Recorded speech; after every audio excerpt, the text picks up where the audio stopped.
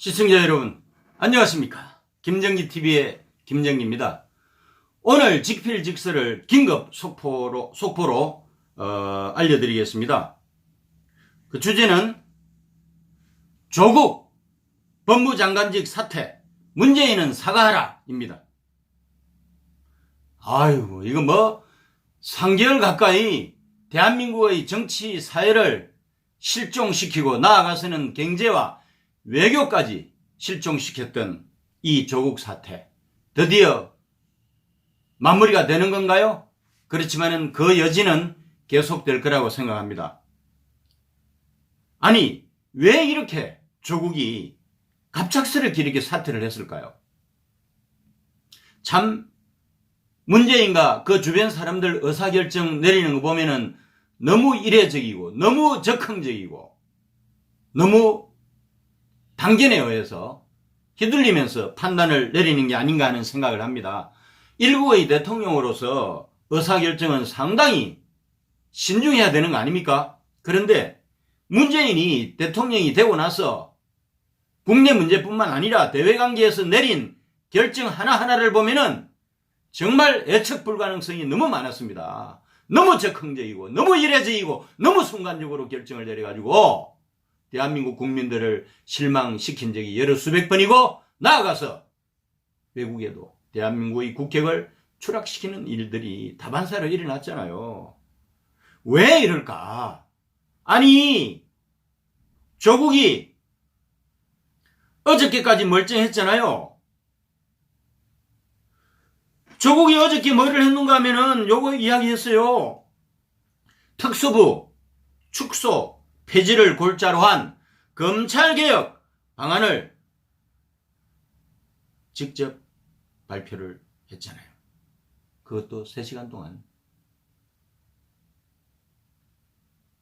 그리고 조국의 부인 정경심도 지난 주말 토요일날 4차 소환조사 받았고 오늘 월요일 현재 서울중앙지검 특수부 조사실에서 소환조사 받고 있는 중입니다.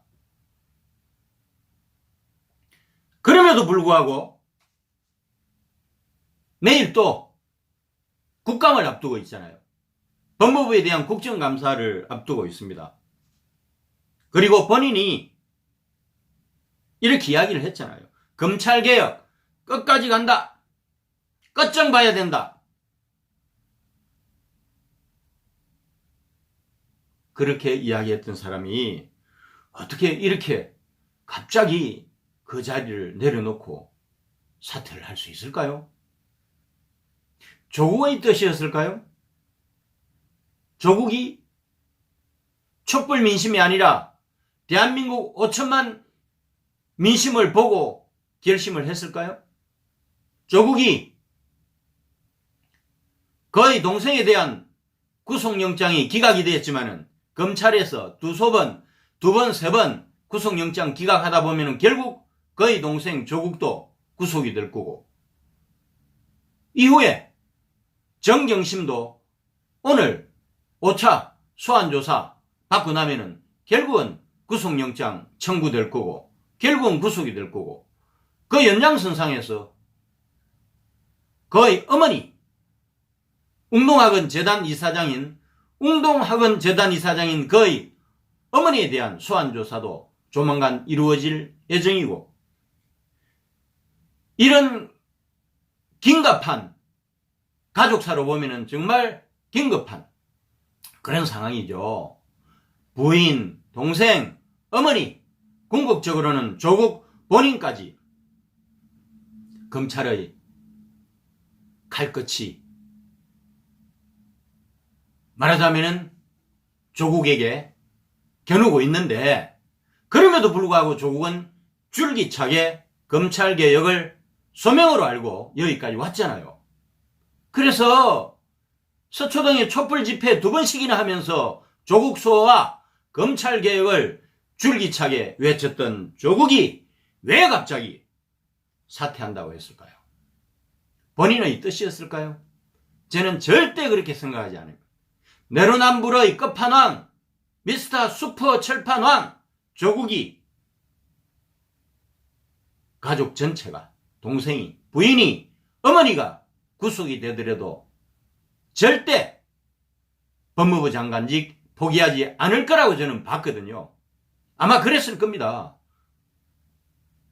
그랬던 그가 검찰개혁을 완수하기 전에 중도하차하면서 사퇴를 했다? 자발적으로? 절대 아니라고 생각합니다. 대변인실을 통해서 입장을 밝혔는데요. 대변인실을 통해서 입장문을 한번 보면은 이런 이야기를 했어요. 장관으로서 단 며칠을 하더라도 소임은 다하고 사라지겠다는 각오로 하루하루 감당을 했다. 비장한 각오로 했네요. 제가 자리에서 내려와야 검찰개혁의 성공적 완수가 가능한 시간이 왔다. 이런 이야기도 했고요. 검찰개혁 위한 불쏘시개의 역할은 여기까지입니다. 이런 이야기를 했습니다. 더는 제 가족 일로 대통령과 정부에 부담을 주어서는 안 된다고 생각했다. 국민들이 특히 청년들에게 미안하다. 그렇게 이야기했습니다. 그러면서 또 끝까지 검찰개혁은 학자로서 지식인으로서 제 필생의 사명이었다.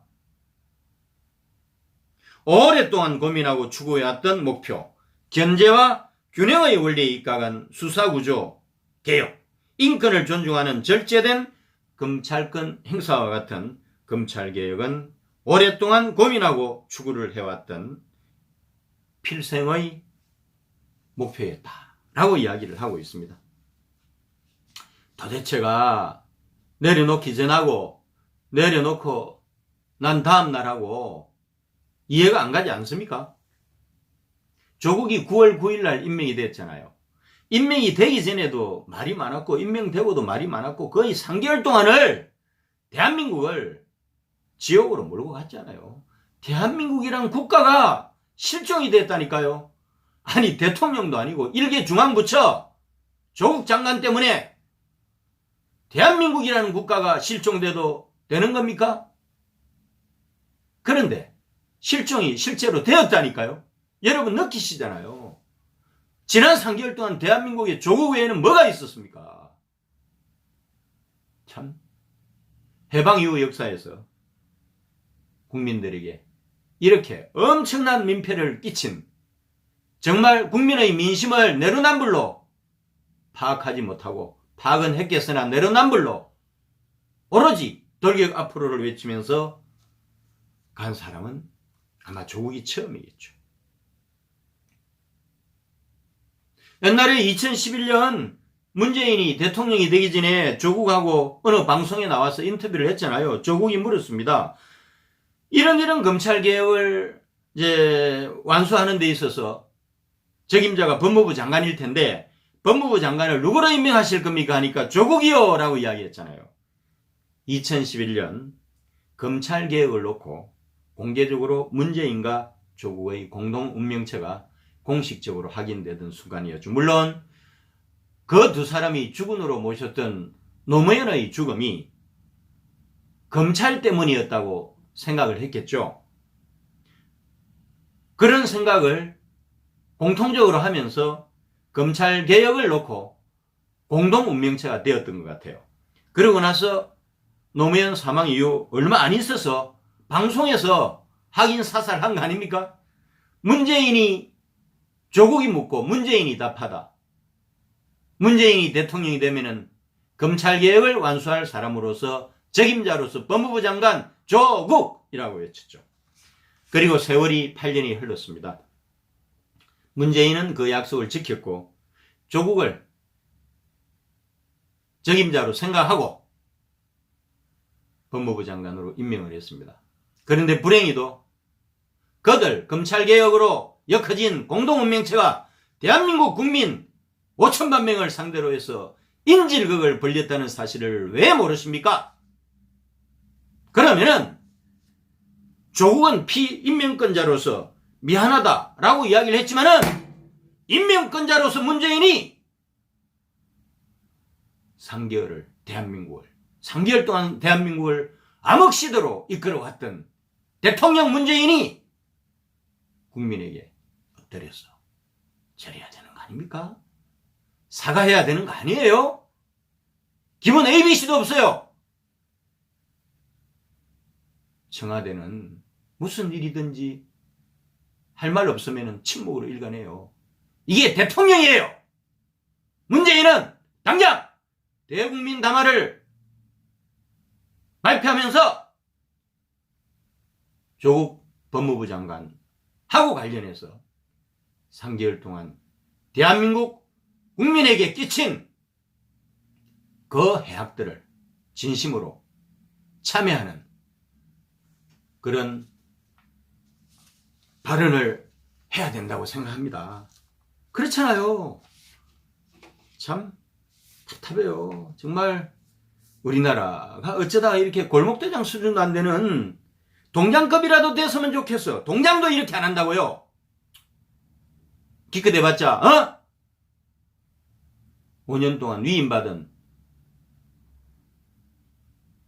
선출된 권력 아니에요. 시한부 권력 아니에요. 당신이 그래 평생 할 줄 알았어? 5년 시한부 권력을 가진 주제에 지난 3년 동안 대한민국을 공포정치 시대로 몰았지 않았냐고? 여러 수백 번 반성하고 회개해야 되지만은 적어도 인명권자로서 조국 사태가 대한민국을 암흑으로 끌고 간 부분에 대해서 결국 이렇게 될 것을 끝까지 완고집으로 버티면서 대한민국을 엄청난 혼란의 도가니 속으로 몰고 간 주범으로서 문재인은 공개적인 사과를 해야 된다. 이렇게 생각합니다.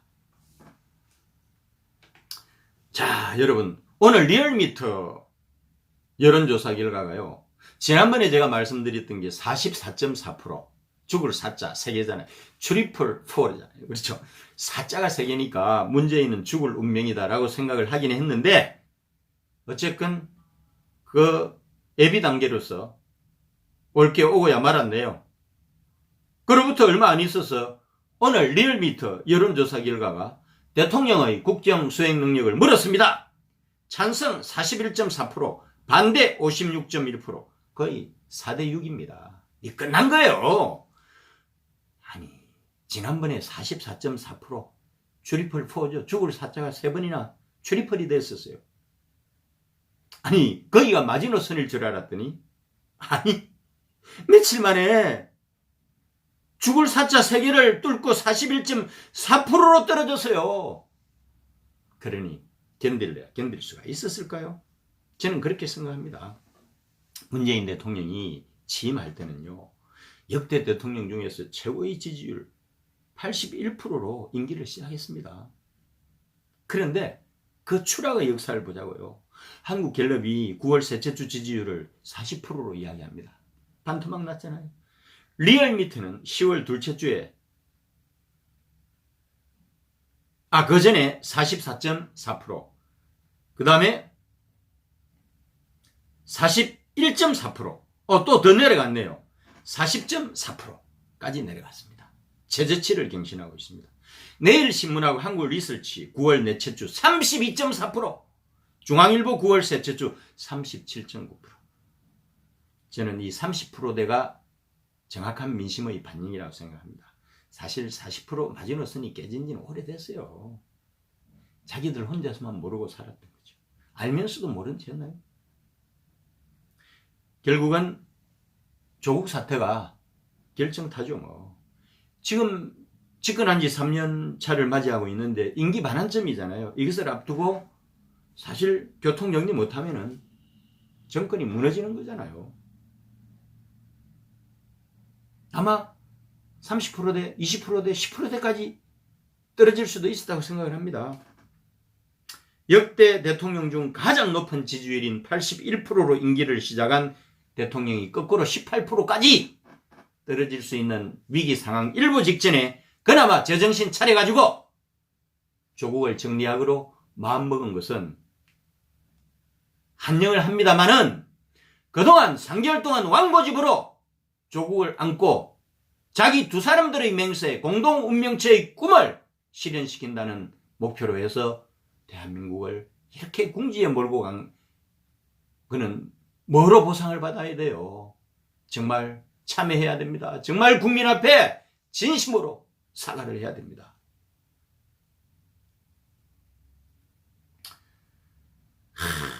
여러분, 조국은 자발적으로 사퇴했다고 보세요? 저는 조국은 절대 자발적으로 사퇴할 사람이 아닙니다. 정황들이 많잖아요. 지 부인이 토요일날 4차 소환조사 받고 오늘 5차 소환조사 받으러 아침에 갔는데 그럼에도 불구하고 끄떡없었고 어저께 검찰개혁 방안 발표했고 끝까지 가겠다고 그랬고 오늘 국감을 앞두고 있었고 그런 조국이 급작스럽게 신경의 변화를 일으켰다고요?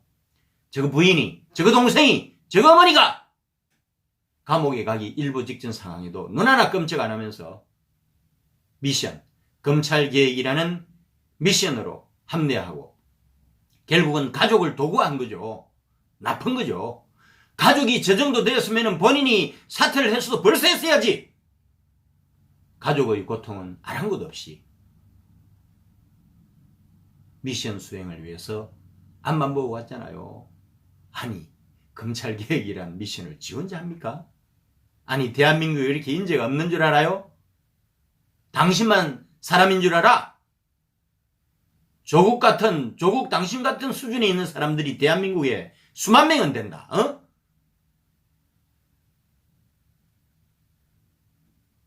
그런데 문재인이나 조국이나 닮은 꼴이에요. 똑같습니다. 하는 짓을 보면 똑같아요. 자, 그런데 문재인이 조국을 자발적으로 포기했을까요? 저는 그것도 아니라고 봅니다. 말씀드렸잖아요. 문재인과 조국은 두 사람도 공동 운명체고 문재인 가족과 조국 가족도 공동 운명체였잖아요. 정황이 많이 드러났잖아요. 조국은 물론이고 조국 가족들도 이번에 검찰 소환 조사 받는 과정이 거의 황제 수준이었잖아요. 황제 소환, 황제 조사, 황제 대우를 받았거든요. 거기 조국 내지는 가족들이 스스로 황제 정도 급이 된다고 생각했겠죠. 그러니까 동일 친 거죠. 조국 패밀리, 문재인 패밀리, 조국과 문재인 두 사람도 공동 운명체였지만 가족까지 하나였다고 생각합니다. 그런 문재인이 조국을 버렸을까요? 저는 절대 아니라고 생각합니다. 결국은 상황이 일보 직전까지 갔잖아요. 여러분, 조국이 솔직히 검찰개혁할 수 있는 게 뭐 있겠어요? 이미 여러분, 검찰개혁으로 내세웠던 패스트 트랙에 올라간 공수처 설치하고 검경수사권 조정안은 이미 국회에 공이 넘어간 지가 오래됐다니까요. 4월 말이에요. 그렇지 않습니까? 사개특위에 이 패스트 트랙에 올라타서 사개특위에 올라간 지가 4월 말이에요. 그래서 120일 동안 사개특위 거쳐서 지금 법사위에 올라가 있잖아요. 법사위 90일이거든요. 11일 말이면 되잖아요. 그리고 국회 본회의 60일이잖아요. 그래서 스텝 바이 스텝으로 이미 공이 국회로 넘어갔다니까요. 아니, 이렇게 행정부 중앙부처 장관인 법무부 장관이 뭘 할 수 있겠어요? 기껏 해봤자 뒤치다거리 스포트 하는 거, 지원하는 정도지. 이제는 국회에서 하는 겁니다, 여러분. 입법화 돼야 된다고요. 법무부 내부에서, 검찰 내부에서 할 수 있는 거는 언제든지 바뀔 수 있는 거잖아요. 입법화가 중요한데 그걸 패스트 트랙에 올린 지가 벌써 몇 개월 전인데 지 아니면은 검찰개혁을 시작하고 완수할 사람이 없었다고. 이미 지가 법무부 장관 되기도 몇 개월 전에 9월 9일인데 4월 말에 패스트 트랙에 올라갔는데 할 사람이 없다고? 착각을 해도 엄청나게 착각을 했던 거죠. 거기다가 윤석열 검찰 하는 거 보세요. 청와대 문재인 대통령이 명령한다 이렇게까지 했는데도 그 압박을 느끼면서도 나름대로 윤석열 검찰이 약점 안 잡히면서 미션들을 수행했잖아요. 절제된 검찰력을 행사해라. 검찰개혁을 본격화해라. 원하는 대로 윤석열 검찰이 하나씩 했잖아요. 그러니까 조국이 할 일이 없어요. 윤석열 검찰만으로도 자체 검찰개혁할 수 있는 그런 준비가 돼 있다니까요. 왜 조국이 필요했느냐고요. 그렇잖아요. 특수부 폐지하라고 하니까 그 전에 폐지하겠다. 그렇죠. 부패수사본가 뭔가 이거로 이름 바꿔가지고 7개나 있던 걸 3개로 줄였잖아요. 서울하고 대구하고 강주. 왜 대구가 들어갔는지, 왜 강주가 들어갔는지 모르겠어요. 서울하고 부산, 대전이 맞지 왜 강주와 대구가 들어가느냐고요. 어쨌건 그것뿐만 아니라 여러분 수사 관행들 있잖아요. 그러니까 VIP들 공개 수사해가지고 포토라인에 세워서 인격 살인을 한다든지, 그 다음에 이 밤늦게까지 천야 조사하는 것도 없앤다든지, 등등등등 해가지고 인권을 존중하는 그런 차원에서 절제된 검찰력을 행사해라 하니까 바로 적극적으로 윤석열이가 실천해 줬잖아요. 그러니까 조국이 할 일이 없다니까요. 자, 그런데 그러면 누가 조국을 사퇴시켰을까요? 제가 볼 때는 제가 어저께 이야기했잖아요. 큰 틀에서 좌파를 움직이고 작은 틀에서 문재인을 움직이는 보이지 않는 손, 인비지블 핸드가 위기를 느낀 거예요. 이 사람들이 꿈꾸는 것은 20년, 나아가서는 100년 장기 집권 아니겠어요? 그래서 헌법도 개정하고 1국가 2체제로 가서 결국은 통일 대한민국의, 통일 한국의 가업을 이루어서 가겠다. 그래서 주겠다는 거잖아요. 그런 꿈이 있잖아요. 대한민국 종북 좌파들의 공통된 꿈이 그거 아니겠어요? 그 후면에서 작용하는 보이지 않는 손을 제가 어저께 설명을 드렸습니다. 그렇잖아요. 여러분, 어저께 말씀드렸던 사람들이 있잖아요. 박한상이나 박성준이나 백낙천과 같은 시니어 자문그룹들. 이 사람들이 의사결정에 결정적인 순간에는 영향력을 많이 미친다고 그랬잖아요. 근데 실제로 고문이지, 실제로 문재인의 결정에 막강한 영향력을 행사하는 것은 어저께 말씀드린 대로 시니어 그룹도 시니어 그룹이지만은 이전에 임종석을 중심으로 한 전대협 출신 전국 총학생회장단, 지금 청와대 31명에 해당되는 비서관급, 행정관급, 이들이라고 그랬잖아요. 이들이 모두가 하나같이 행동대장 임종석을 중심으로 해서 하나가 돼가지고 움직이고 있잖아요. 거기에다 제가 말씀드린 문재인 정권을 받쳐주는 4대 악, 뭐라고 그랬죠? 민노총, 그 다음에 정교조, 언노련, 민언연이 됐습니다. 그 다음에 또 뭐 있어요? 참여연대. 이 4개가 축이잖아요. 이 4개 거악 조직들을 움직이는 이데올로그들, 이념가들, 이 사람들이 결국은 문재인을 움직이는 보이지 않는 세력이라고 그랬잖아요. 그러니까 시니어 그룹과 현재 실세 그룹들, 그 다음에 이 주변에 있지만은 실제 의사결정에 영향력을 미치고 압력을 행사하는, 그래서 중국 공산당으로 치면은 당석이 역할을 하는 보이지 않는 손이 중대한 결심을 해서 이제 조국 포기합시다 이렇게 된 거죠.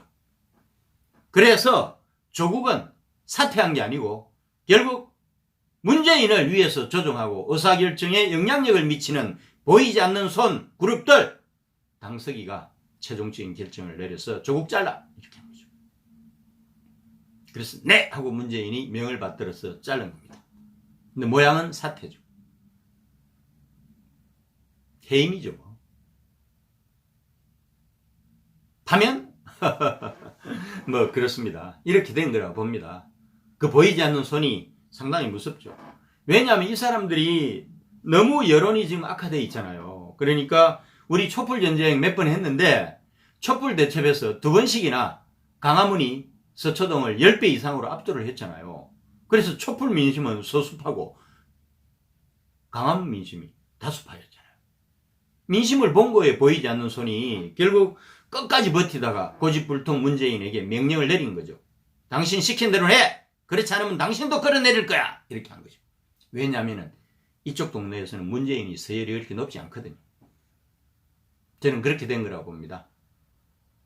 그러니까 정말 저 보이지 않는 손들도 위기를 느낀 거죠. 이대로 가다가는 쫄망하겠다. 우리 모두 망하겠다. 20년이고 100년이고 간에 당장 내년 총선 쫄망하고 그로부터 2년 후 총선에 쫄망해서 우리의 꿈은 꿈으로 끝날 것 같다는 위기의식을 느낀 거죠.